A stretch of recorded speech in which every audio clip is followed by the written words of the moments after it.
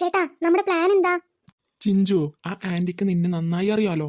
അപ്പൊ നീ എന്ത് ചെയ്യണമെന്ന് വെച്ചാല്, നീ കോഫി ഉണ്ടാക്കിയിട്ട് അവർക്ക് പോയിട്ട് കൊടുക്കണം. നീ കോഫി എന്തായാലും ബെഡ്റൂമിലോട്ടല്ലേ കൊണ്ടുപോവാ.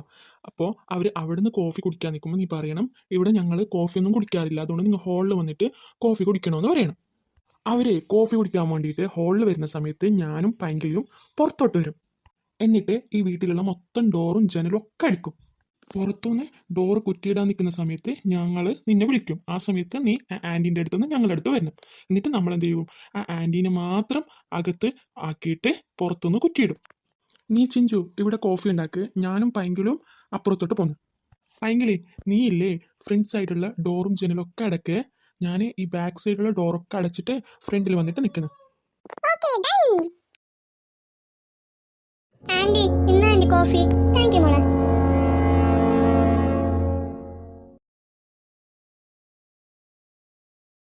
പൈങ്കിളി, ചിഞ്ചു നമുക്ക് സിഗ്നൽ തന്നു.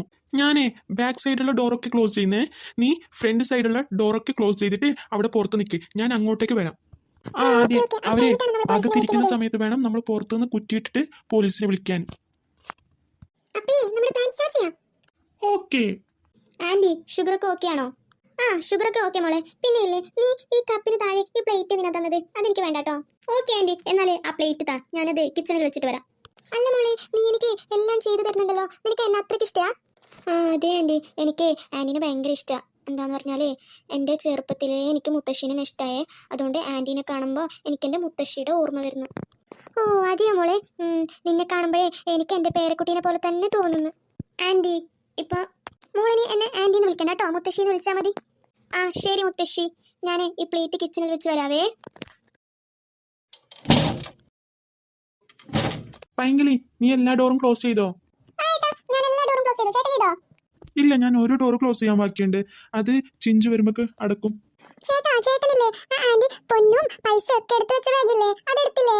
ഇല്ലടി, ഞാനേ അതെടുത്തില്ല. ഞാൻ എടുക്കാൻ പോകുന്ന സമയത്ത് ആ ചേച്ചി ആ ബാഗിന്റെ അടുത്ത് തന്നെ ഉണ്ട്, അതുകൊണ്ടേ ഞാൻ എടുത്തില്ല. ചിഞ്ചു വരുന്നതിന് മുമ്പ് ചിഞ്ചുവിനോട് മെല്ലെ എങ്ങനെയും പറ എടുക്കാൻ.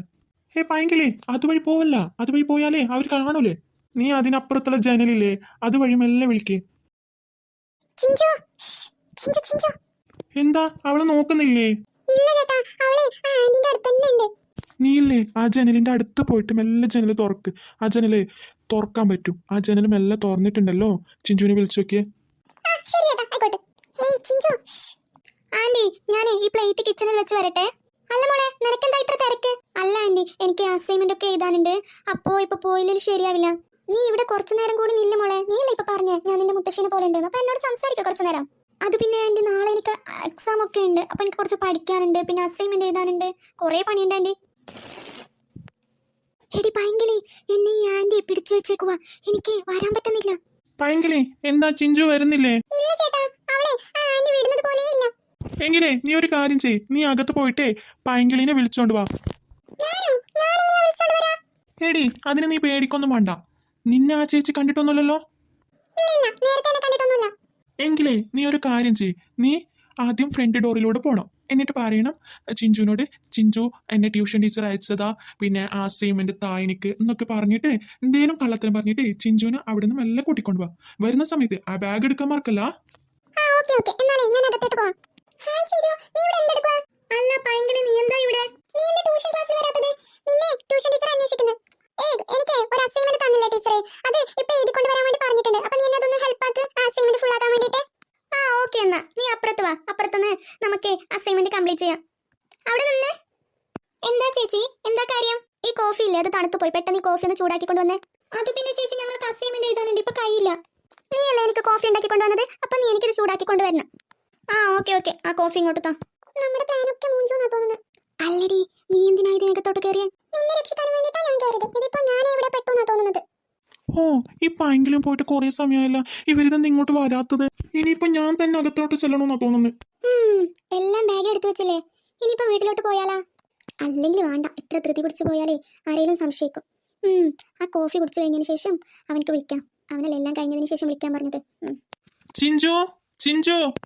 അവൻ ഈ വീട്ടിലെ എല്ലാ പൊന്നും പണവും ഒക്കെ മോഷ്ടിച്ചിട്ട് എന്നോട് തന്നെ അവർക്ക് വേണ്ടിയിട്ടുള്ള കോഫി ഉണ്ടാക്കി കൊണ്ടുവരാൻ പറയുന്നു.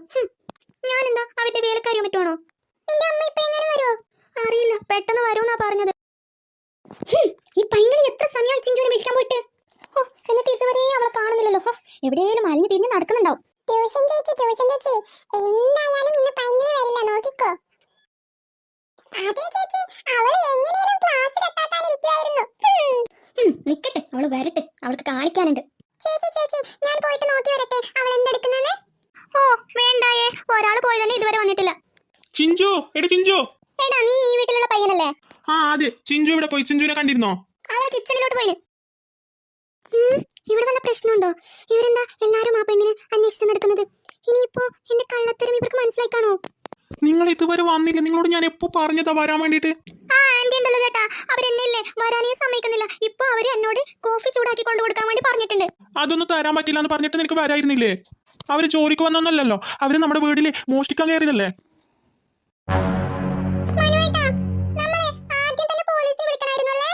അതെ, ഇനിയേ പോലീസിനെ വിളിച്ചിട്ടേ കാര്യമുള്ളൂ. എന്ത് പോലീസാ? ആന്റി നിൽക്കവിടെ. താൻ എന്തിനാടോ ഇങ്ങനെ ചിരിച്ചോണ്ടിരിക്കുന്നേ? എനിക്ക് പുറത്ത് നടക്കുന്ന കാര്യങ്ങൾ ഓർക്കുമ്പോ തന്നെ ചിരി വരുന്നു. ഇവൻ എന്തിനാ വീണ്ടും വീണ്ടും ഇതേ കാര്യം പറഞ്ഞുകൊണ്ടിരിക്കുന്നേ? ചിലപ്പോഴേ ഇവന്റെ കൂടെ കുറെ ആൾക്കാരുണ്ടാവും. ആ അതെല്ലോ, അത് നിങ്ങൾ തന്നെ കണ്ടെത്തണല്ലോ. താനേ സത്യം പറ, തന്റെ കൂടെ എത്ര ആൾക്കാരുണ്ട്? 1 2 3 4 5 6 7 8 9 10 11. അയ്യോ, എണ്ണിയാലും തീരില്ലെന്നാ തോന്നുന്നേ.